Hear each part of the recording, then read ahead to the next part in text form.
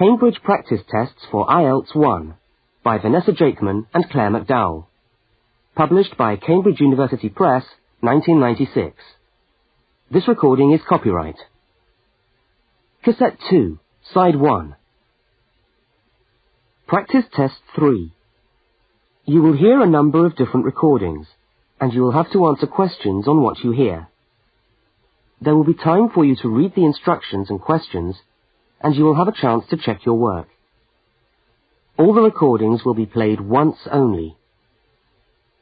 The test is in 4 sections. Write all your answers in the listening question booklet. At the end of the test, you will be given 10 minutes to transfer your answers to an answer sheet. Now turn to section 1 of your question booklet.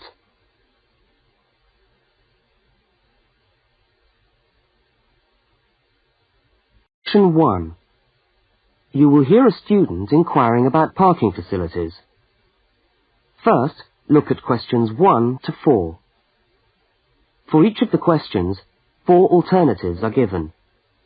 Decide which of the alternatives, A, B, C, or D, best fits what you hear on the tape, and circle the appropriate letter.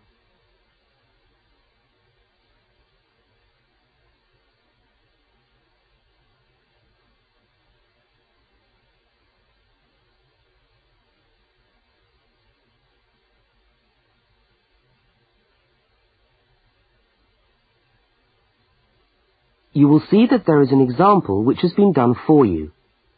On this occasion only, the conversation relating to the example will be played first.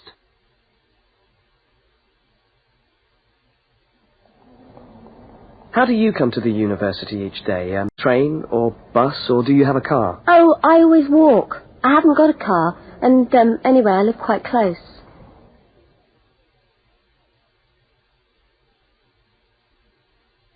The woman says she always walks, so C has been circled. Now we shall begin. You should answer the questions as you listen, because you will not hear the recording a second time. Now listen carefully to the first conversation, and answer questions 1 to 4. How do you come to the university each day? Train or bus, or do you have a car? Oh, I always walk. I haven't got a car, and anyway, I live quite close. Do you know anything about parking rights on the campus? I was wondering whether students are allowed to park their cars on campus or not. Yes.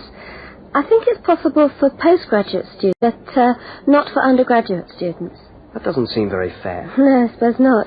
But simply isn't enough room on the campus for everyone to park. Do you need a parking permit? Yeah, I believe you do. Where do I get that from? I think you can get a parking sticker from the administration office. Where's that? It's in the building called Block G, right next to Block E. Block G? Yeah. Oh, right. And what happens to you if you don't buy a sticker? Do they clamp your wheels or give you a fine? No, I think they tow your car away. Oh, really? Yeah. And then they fine you as well, because you have to pay to get the car back. I'd better get the sticker then. Yeah. Where exactly is the administration office again? I'm new to this university and I'm still trying to find my way around. Right.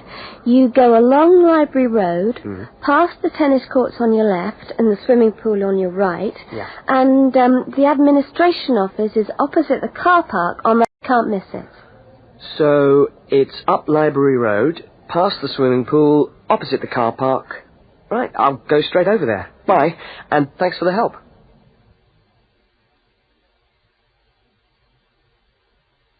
Now you have some time to look at questions 5 to 12.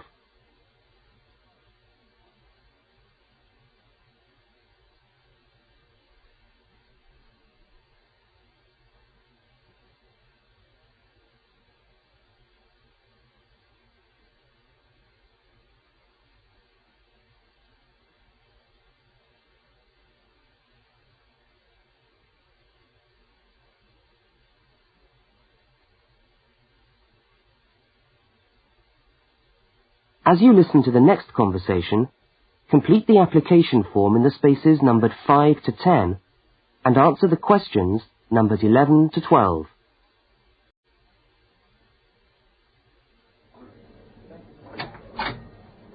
Good morning. Can I help you? Yes, I was told to come over here to get a parking sticker. Is this the right place? Yes, it is. Are you a postgraduate student? Yes, I am. Okay. Well, I'll just need to take some details. Your name? Richard Lee. That's spelt L-E-E. Richard Lee. And the address? Flat 13, 30 Enmore Road. How do you spell Enmore? Oh, E-N-M-O-R-E. And that's in the suburb of Newport. N-E-W-P-O-R-T. Mm-hmm. Faculty? I beg your pardon? Which faculty are you in? Oh, architecture, the Faculty of Architecture. Right. And the registration number of your car? Let me see. LXJ50... Oh, no, sorry. I always get that wrong. It's LJX058K. LJX508K? No, 058K. And what make is the car? It's a Ford. A Ford. Fine. Well, I'll just get you to sign here, and when you've paid the cashier, I'll be able to issue you with a sticker. All right. Where do I pay? Just across the corridor in the cashier's office. Oh, but it's 12:30 now, and they close at 12:15 for lunch. But they open again at 2:15 until 4:30. Oh, they're not open till 2:15. No. When you get your sticker, you must attach it to the front windscreen of your car. I'm afraid it's not valid to have it stuck on the window. Right, I see. Thanks very much. I'll just wait here then.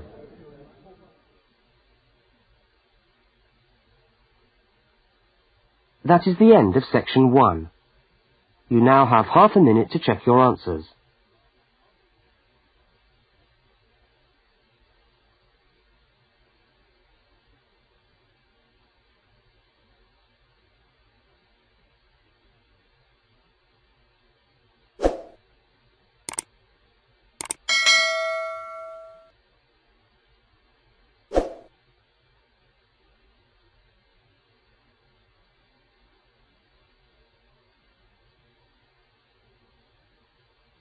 Now turn to section 2.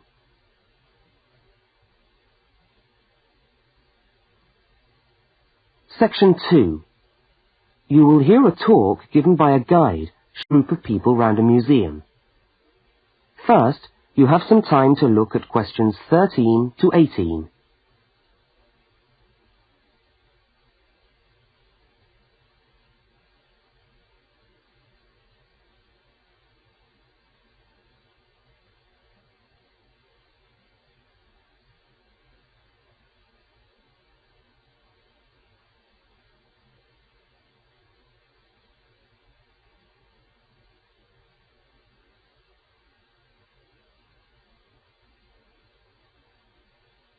Now listen to the guide and complete the notes by filling in the numbered spaces 13 to 18.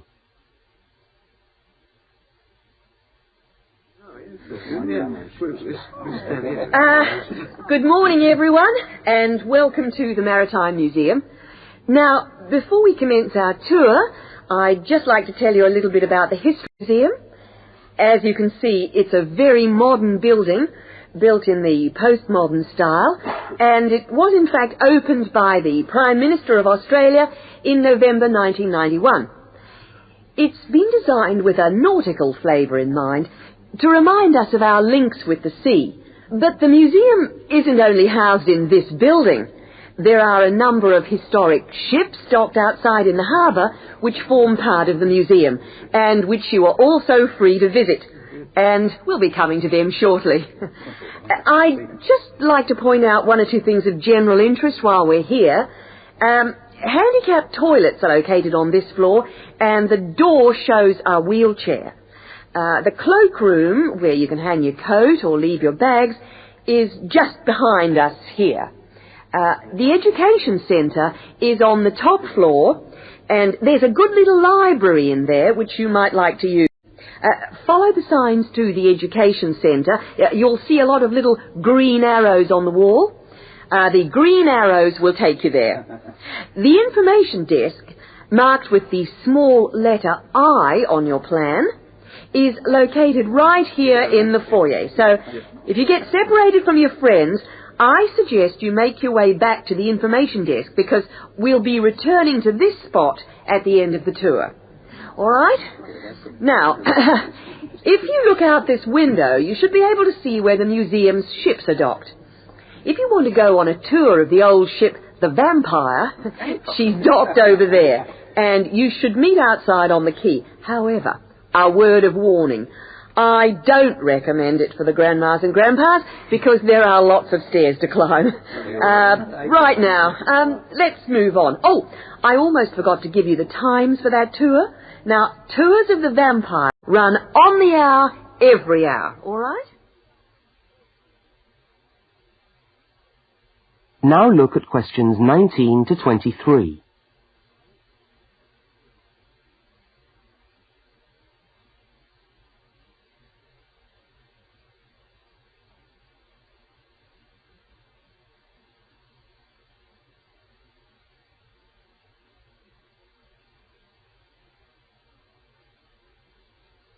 As you listen to the rest of the talk, complete the notes in the numbered spaces 19 to 23.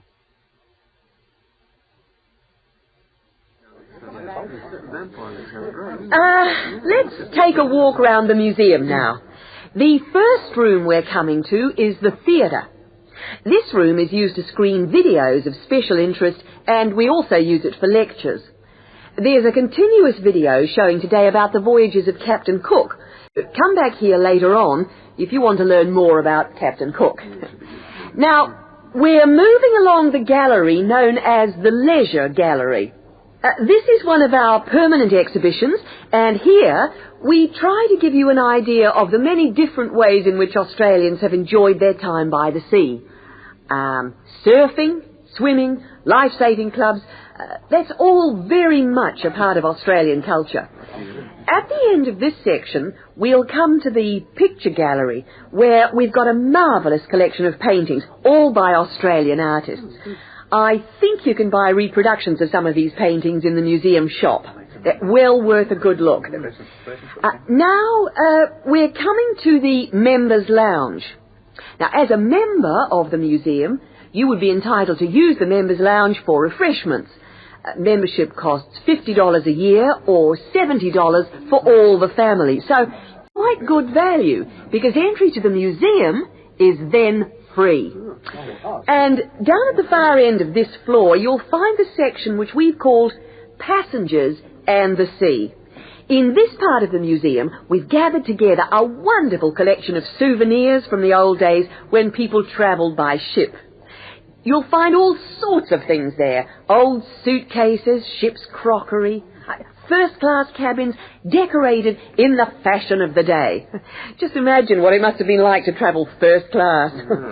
Now, I'm going to leave you to walk around the museum on your own for a while, and we'll all meet back again at the information desk in 3/4 of an hour's time. I hope you enjoy your time with us at the museum today. Thank you.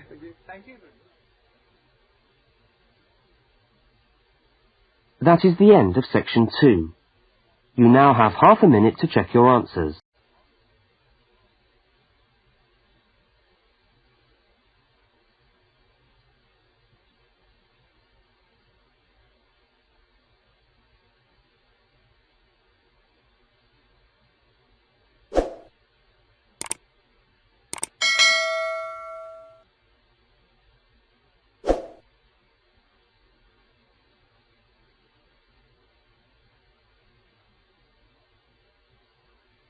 Now turn to section 3.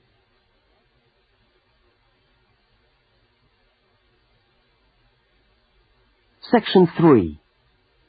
In this section, you will hear a university student, Mark, talking to a tutor and another student about a topic he has studied. Now look at questions 24 to 32.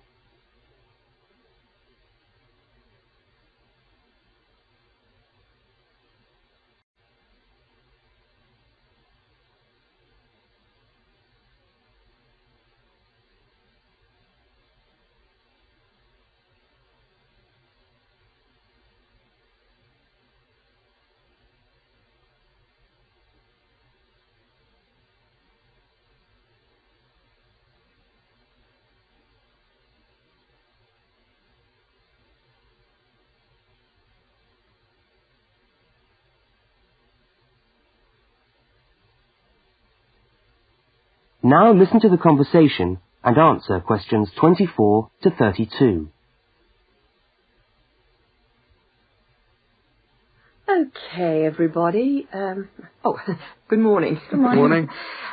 It's Mark's turn to talk to us today, so Mark, I'll ask you to get straight down to business. All right. Now, following on from what we were discussing last week in Susan's tutorial on approaches to marketing, you were going to give us a quick rundown on a new strategy for pricing, which is now being used by many large companies, known as revenue management, before we go on to your actual tutorial paper on sales targets.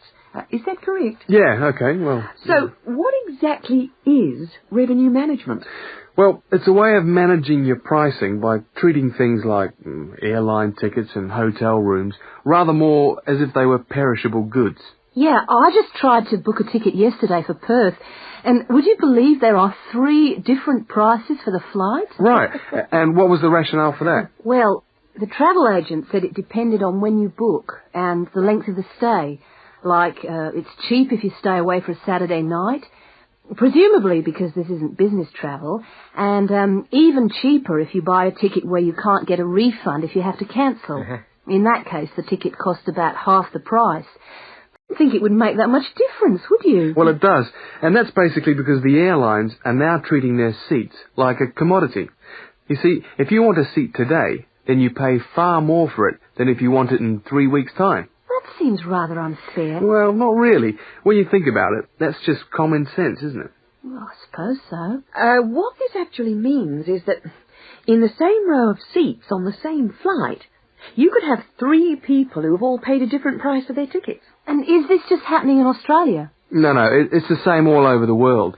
Airlines are able to market a seat as a perishable product with different values at different stages of its life. Well, like mangoes or apples at the market. Yeah, it's exactly like that. The fact is that the companies are not actually interested in selling you a cheap flight.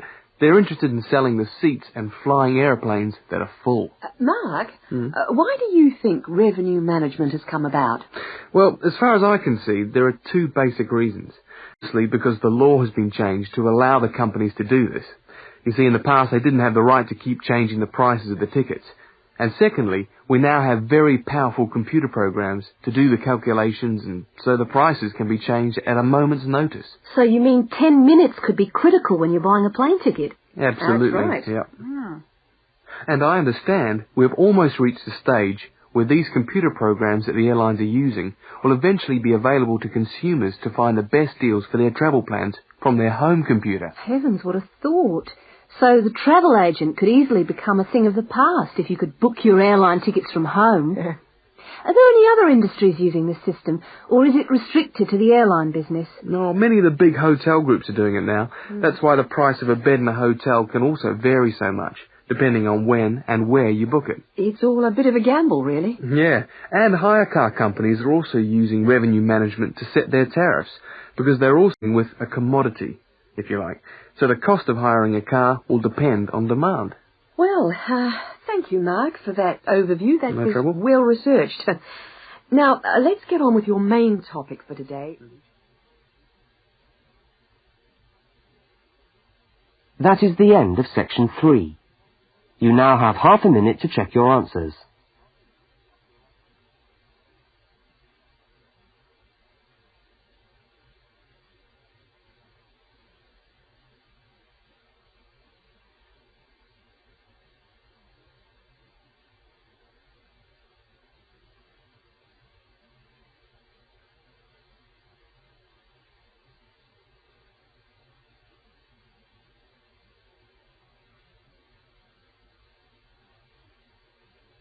Now turn to section 4.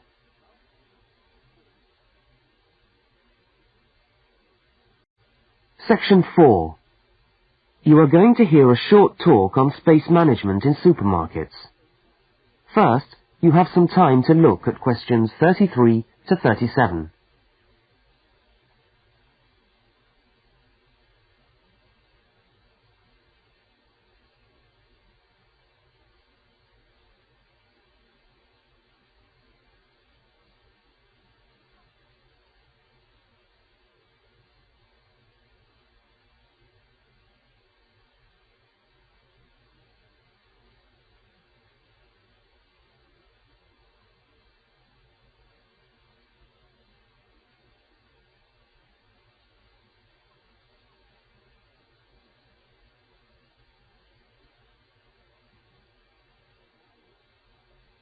Now listen to the first part of the talk and complete the table by filling in the numbered spaces 33 to 37.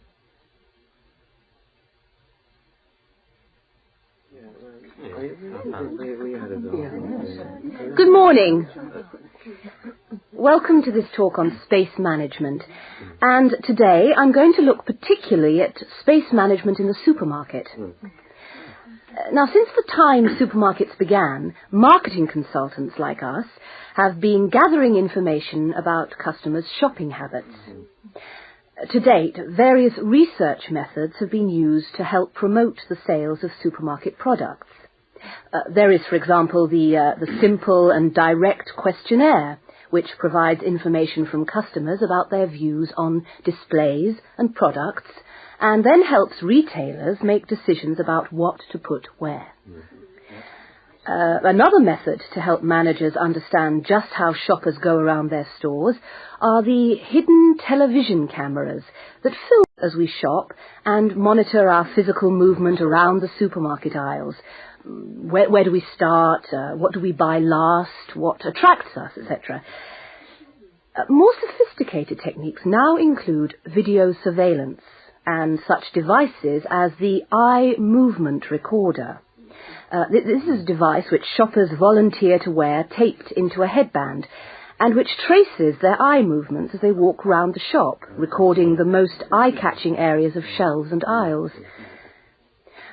But with today's technology, space management is now a highly sophisticated method of manipulating the way we shop to ensure maximum profit.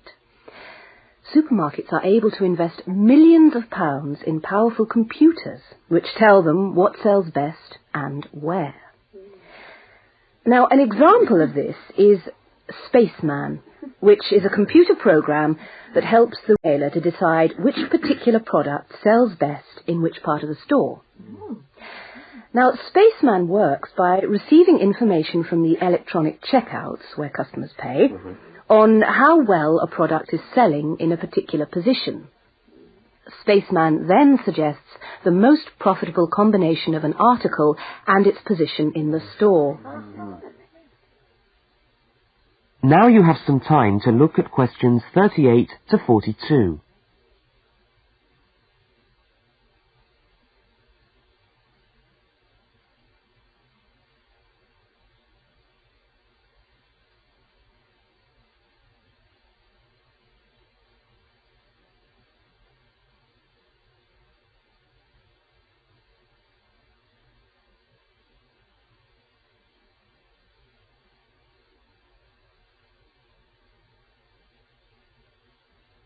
Listen to the rest of the talk.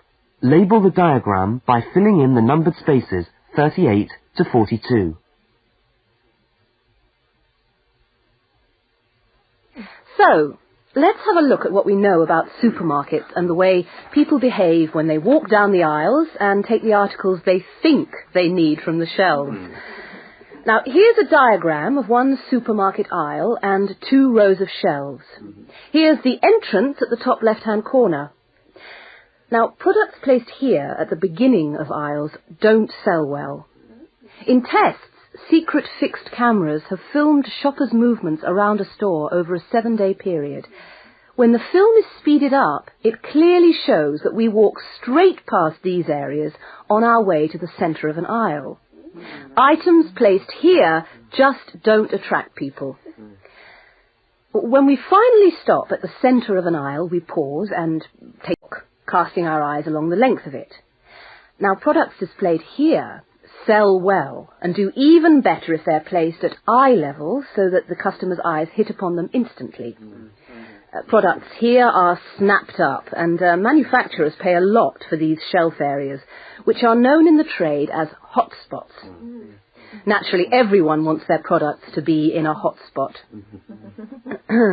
But the prime positions in the store are the ends of the aisles, otherwise known as gondola ends. Now, these stand out and grab our attention. For this reason, many new products are launched in these positions, and manufacturers are charged widely varying prices for this privileged spot.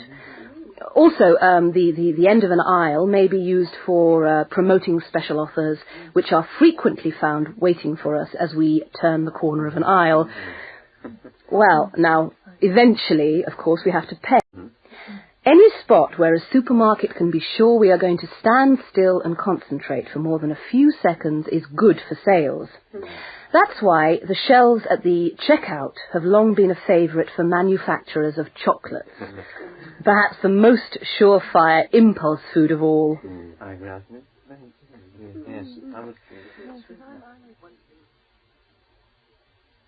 That is the end of section 4. You now have half a minute to check your answers.